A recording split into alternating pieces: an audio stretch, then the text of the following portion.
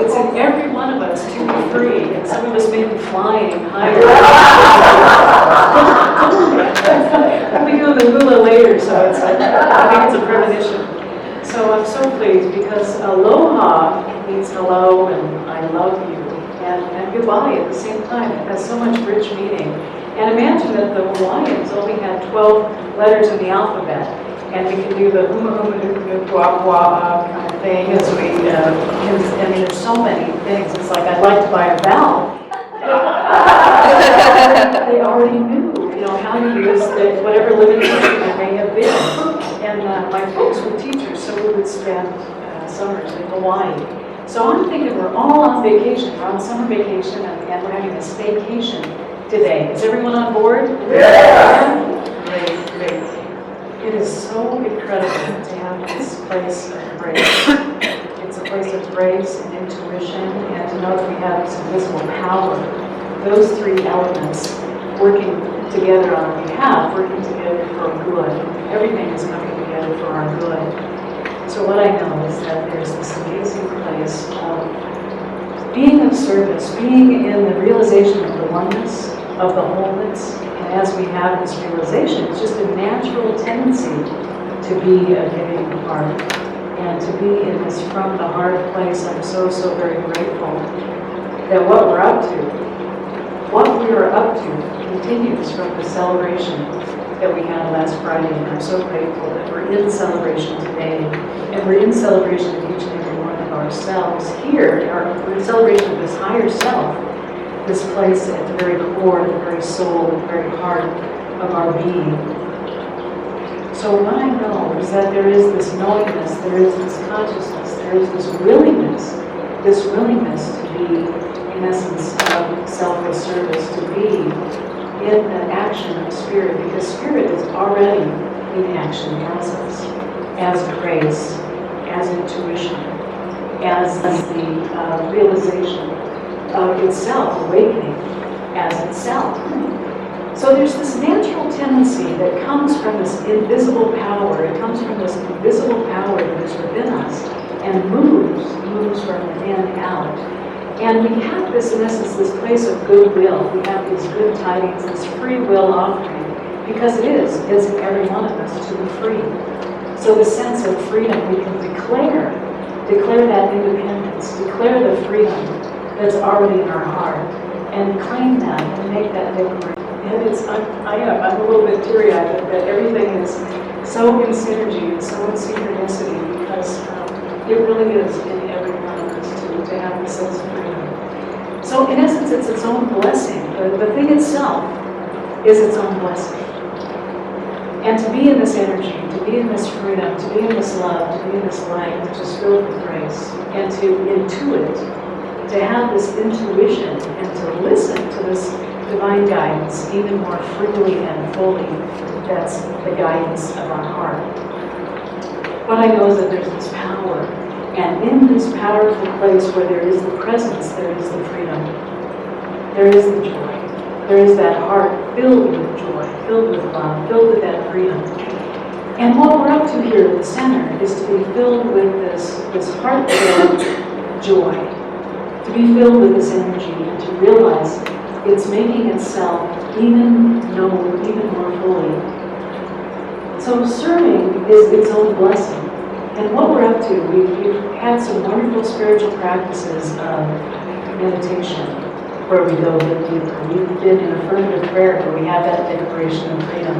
We've been journaling and unleashing this creative expression. And then now we're even more fully in this creative expression. And knowing that we're also going to be having some community types of outreach from in the next quarter and through the rest of this year, we'll be having some outreach from our heart, reaching out for this outpouring and living in this flow, knowing that as we return to this, in essence, this vast territory, whether it's in Star Trek, we realize there's that territory which may feel unknown. It may feel that, yes, it is this intimate, close contact with the divine, where there is this indwelling presence, which is known as we are in close contact with this invisible presence. There is grace, there is intuition, and there is power. And this is the look of this book. It talks about channeling grace in everyday life. It's by Carolyn Mace. Ooh, Channeling Grace by Carolyn Mace. She's a medical intuitive, so she uses her intuition to help people realize their wholeness and their wellness even more fully. And so it's a great thing where she talks about people that she's encountered along the way, and she asks people to respond to her website. And there are so many stories. One day she was looking out of her window, and you've probably seen her on PBS. And she was looking out her window, and she was having thoughts that maybe her parents might have said. It's like there was this teenage boy who was across the street, and he was wearing these baggy pants, you know, where they kind of have to keep the pants up. And he was fully painted and decorated in all different kinds of ways. So she was having this almost parental voice. Does anyone have those voices that sound like your dad or whatever? And so she was having this, whatever this bias was, of this guy who was just sitting, minding his own business at the bus stop. So as she looked through this window, she saw a miraculous thing happen. There was an elder lady who was getting out of her car on this very same street, and she had these heavy boxes. And she was just really struggling with this. And the boy got up, he ran over, and he helped her with the boxes, helped her to her door. Just rose up and helped her. And it was totally unexpected. It was really remarkable. And to not, in essence, to look beyond those appearances, in our life, whatever that fear may be, that false evidence appearing real, whatever that evidence might be, to the contrary. So some of us may have some conditions or some circumstances that look something to the contrary. But to remember to look through those eyes of that which is fresh and new, with grace and intuition, and to come from this place of the powerful nature that we have. Carolyn Mace, and again that's spelled M-Y-S-S, she was traveling because she speaks a lot, and she would usually check her luggage because she didn't really want to have to schlep it around. And she had a really tight connection one time. She had to fly through a connecting city, and so she decided to pull her carry-on luggage. And she never would do that because she had this condition where she was really limited in order to lift it to the overhead bin. And so even though she anticipates good in her life and all that, she needed to remember that she was provided for and supplied for, and that there would be some miraculous thing that would happen to help her get her luggage to this overhead bin. And what's beautiful is that she didn't have to ask. She just pulled her luggage down, and there was this nice, again, one young man who helped her pull the luggage, put the luggage in the overhead bin. And so there's just those things where sometimes we don't ask, but there's that energy, there's that place where we can truly be of service, and whatever, no matter what that geography or that territory is. Because as we serve the country of our own heart, there's that landscape, that environment, that atmosphere that we bring with us that's expanding, in this expanding good. It's anticipation of good. And Dr. Ernest Holmes brings to our mind as far as our ideas for living. He says, let's give of ourselves in love and in service to others, in a spirit of generosity and good fellowship. To refuse to give is to refuse to receive, for everything moves in circles. And he got that idea from Emerson. Ralph Waldo Emerson talked about things come about in circles.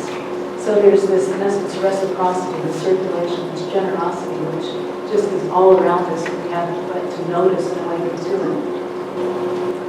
Real giving is the givingness of the self, a kind word, a thoughtful act, perhaps just a smile. That smile can help lighten the burdens of others.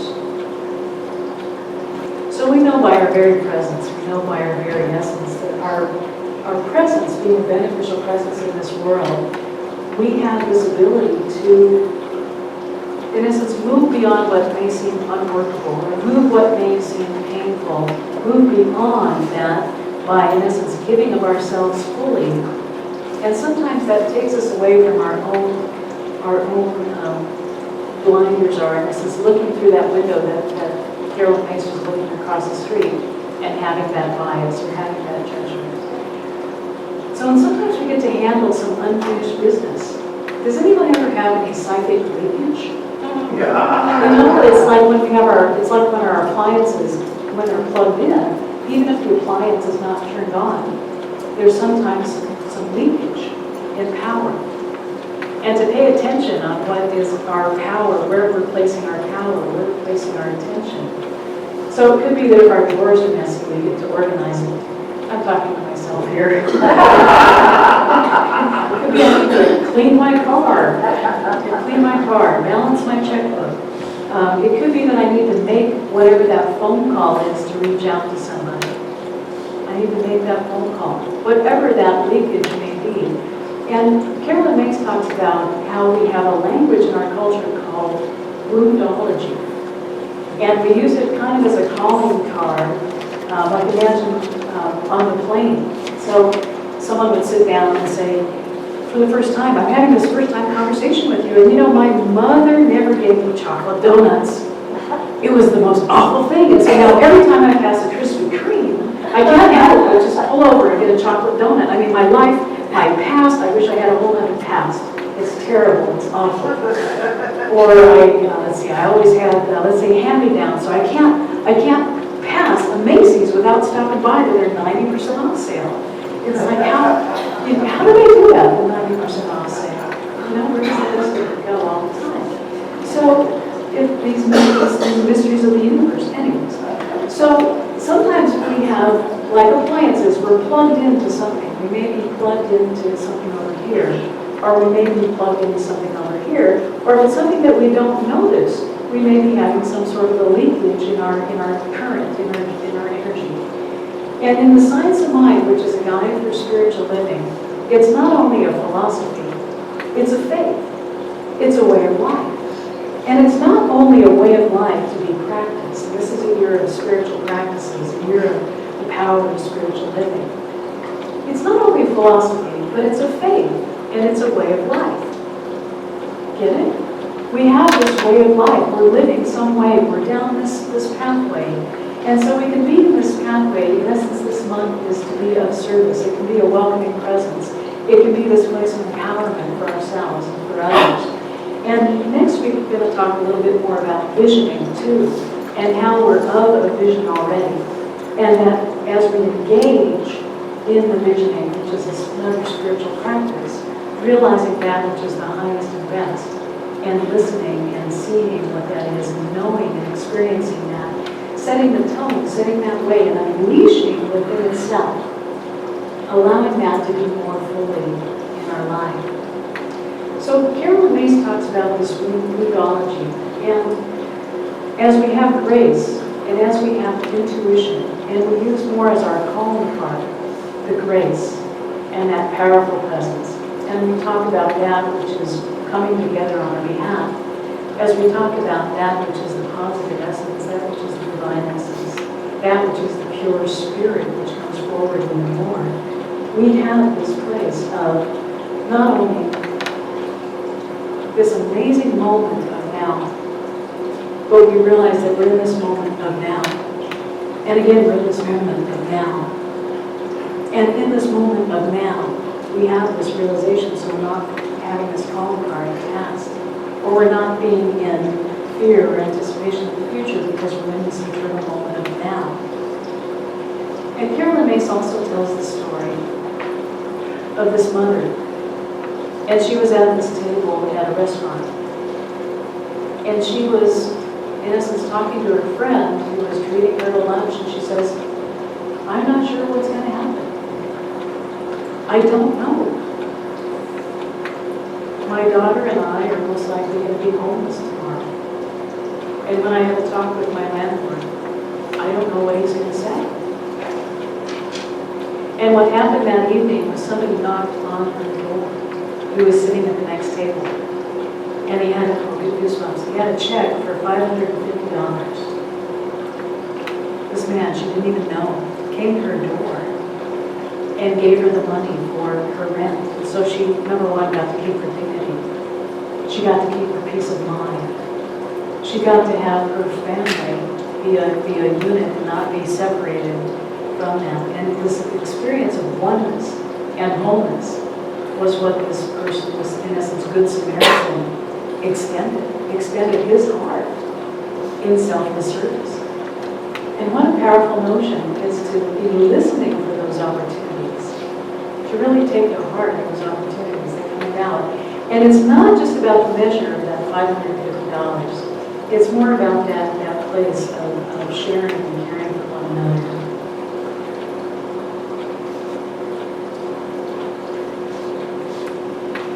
So it gave her freedom.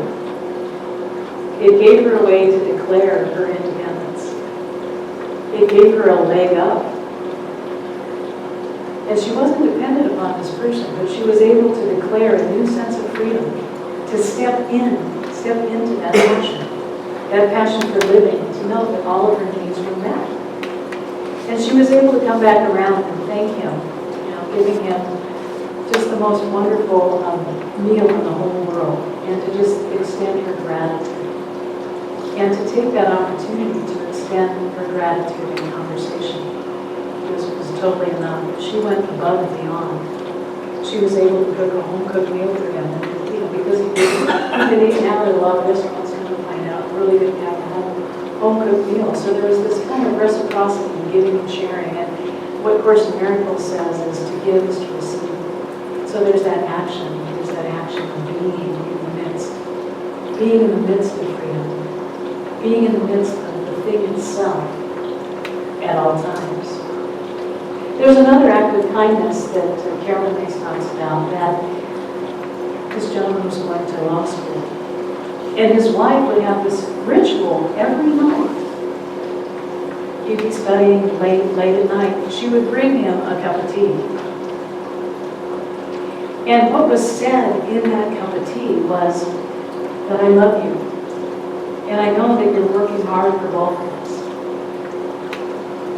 And so they continued this ritual year to year, in that blessed place of giving, of that unconditional love and support. And there wasn't really anything that was said when she would give this cup of tea, but there was this unconditional nature of this giving place. And we can all think of that place where we could enjoy a cup of tea with a friend. We could take a walk with a friend that we had visited with recently. We can initiate whatever that phone call is, if any unfinished business that needs to happen. And so they continue this ritual, they continue this tradition. And in the tradition, not last night, but the Saturday previously, I was at some of the power dances at the Indian Pueblo Cultural Center downtown. And to see that eagle soar, in essence, their symbology is that they have this otter cap with the otter down the back, because it means flexibility. It means adaptability. It means that which the prayers are in motion. So to see that eagle dance and that power dance in grace, with the intuition that just guides those steps. Because the dance is already happening. It just takes the dancer to express it. So there is this dance that's already happening. And we get to just express as the dancer. It's really incredible just to come from this place and have those invisible acts of power. So Carolyn May says, in Invisible Acts of Power, channeling our everyday grace, our everyday life, our everyday intuition and power. She says something greater than compassion and good manners is at work. Something beyond the motivation of the strong to help the weak. The boy across the street carrying those bags for the elderly. Something beyond the motivation of the strong to help the weak, or the wealthy to help the poor, the rent being paid. The invisible power of grace of that cup of tea. So we all have our own flavor of cup of tea, what that is. And to be able to share that, to know that it's already steaming, it's already there, and knowing that there is that place of grace. In intuition, we already know what to do because we're listening all the time. There's something that's broadcast in our life, and we're the receivers, much like a radio. We're the receivers of this broadcast. So we can tune in that channel. We can finely tune whatever that is and remove some of that static in self-awareness. And as we move into being of service and just being this light in the world that we are, I know that there is that self-awareness that happens. There is that esteem. There is that esteem that is full in essence steam ahead, like a cup of tea. And I know there is that, in essence, mystical talent that, much like Carolyn Mace has, to see what's really truly real, to see through the oneness and the wholeness and that grace, to know that we all have that powerful place. What I know is that there is, much like Mother Teresa in her work, much like Buddha in talking about the generosity of the heart, much like Lao Tzu. There's so many places, and the doingness in essence is the being essence, which is happening. I had worked with a project called Project Nightlife, and it was when Marianne Winston was in LA, she had this center for living. And she not only had this angel food project where she would deliver food to people with life-challenging illnesses, but we were part of a Project Nightlife where we would be, in essence, the vehicle for communication to take place on families that may have been estranged and had come back together in some of the last days of people's lives. So people with life-challenging illnesses. And so to be, in essence, that listening presence and that facilitator of the divine essence, to be in these people expressing words that have not been expressed, and then in essence in a log jam, and to in essence unleash what needed to be said in order for them to have completion, and in order to have that new sense of celebration in their love, and to kick that up, in essence, kick that upstairs to a new level. And it was before a return of love in the height of the AIDS phenomenon that happened. And it was really remarkable to see people making amends, to see people having compassion. And it was more than just having those good manners. It was more than just being a strength or whatever that was. It was just being a clear, transparent instrument of the divine, to know that there is that dance that is already happening. And to be that dancer in full expression. And to allow that to happen for all the family, and to be that place where dignity can take place. Much like Carolyn Mace loading her luggage up on the overhead bin, to be a place where peace of mind can take place, and freedom, to have a new sense of freedom that we bring with us, no matter where we are, no matter what's going on, we can have that sense of freedom. Ernest Holmes also reaffirms that there's this law of life, much like we have those appliances which do have that energy even when they're turned on. This law of life is a law of thought, an activity of consciousness, the art of being conscious. The power flows through us. The Spirit can do for us only what it can do through us. Unless we are able to provide the consciousness, it cannot make the gift. The power behind all things is without limit, but in working for us, it must work through us. So we are that dance. We are the dancer. We are that place of dignity and peace of mind and grace and intuition and power, knowing that that's already turned on. We have an affirmation for each one, and we have this power of a choice. So we can make this choice to go forth and enjoy. And I invite us, we all have this on an affirmation card, which you can keep with us. We usually hand it out on the first Sunday of each month, so you can have it in your wallet, close to your heart, wherever that is. Up on your, I see some up on the refrigerator, by the phone, so that we know we're that divine presence every time we lift up our cell phone, wherever that is. Someone taped it to the back of their cell phone the other day. So I invite us to say these words together and take it to heart. Today, I go forth in joy, knowing that everyone is my friend, knowing that I am a friend to all people. I believe that divine love protects me and divine intelligence guides me.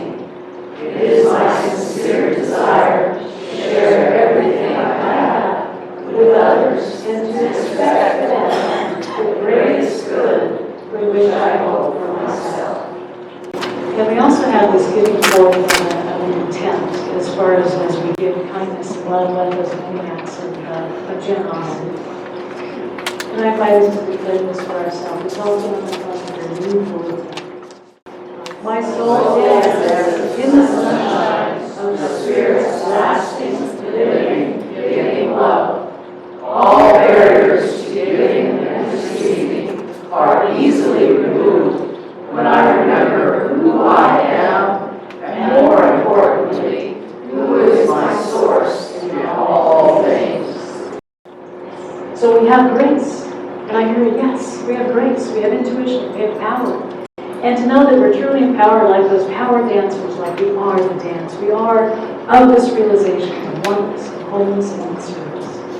And I invite us to just take this moment and to just realize that actually Christina Christensen, who led the Operation Nightlight, was traveling at the airport. And she had lost one of her members that she was traveling with. And so she's running through LAX and she's yelling, Teresa! Teresa! Teresa! And the sea of black and white parts. And there she is, like this big sea parting, and there's Mother Teresa.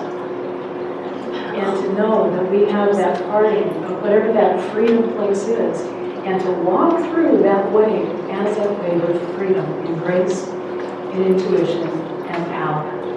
And to know, to just anticipate that unexpected pleasure, to anticipate that connection that's already there. And so just moving, I invite us to move in this celebration and for the practitioners to rise in the affirmation of the joy, to bring forth joy and love and light and the peace of mind, the peace of heart, knowing that there is this wholehearted good, there is that which is the good, the one source, the source of all good. Knowing that there is this very large territory of the soul, which is so enriched and enlivened. It is energized and rejuvenated, and in this place of energy, I know that there is this beauty which shines and shares of itself at all times. In this eternal moment of the now, there is this divine essence, this divine light, this compass and this guidance which is ever available and inspiring. And I know that there is this uplifting good in my life, and that there is this connection for each and every one here. There is a oneness, there is wholeness, there is that which is pouring itself of love, of light, of this one life. And I know that there is this connection, this infinite presence, this infinite way, and allowing this dance to take place. That which is motivated and moved in this divine momentum, to be moved and pulled by this vision, to know that what we're up to right here and right now is that something very good. What we're up to, what's happening here right now, is something that is so blissful and beautiful and divine. I know that there is this articulation, this activation of the spirit, knowing it is creatively expressed in the life of health, in the life of the prosperizing good, in the life of all relationships, knowing that there is harmonizing good and the presence and the consciousness and the way of love and light and kindness. And I know in this unconditional space, there is the freedom to declare a new intent, knowing that we are on it, we have got it, we are with it, we are in this grace, being intuitive and being of this presence of God. For this I am grateful, knowing that there is the gratitude, the gratefulness of this one life which lives itself in, through, as, and all around me. And I release this word again with the declaration of this independent day of freedom, of love, and of joy. And so be it, and so I celebrate, and so it is. So it is.